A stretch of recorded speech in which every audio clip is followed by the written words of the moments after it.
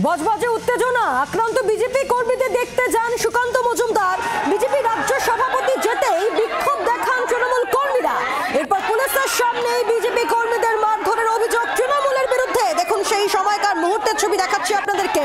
একবারে পুলিশের সামনেই বিজেপি কর্মীদের মারধরের অভিযোগ তৃণমূল কংগ্রেসের বিরুদ্ধে। আর এরপর মিছিল করেন বিজেপি রাজ্য সভাপতি সুকান্ত মজুমদার।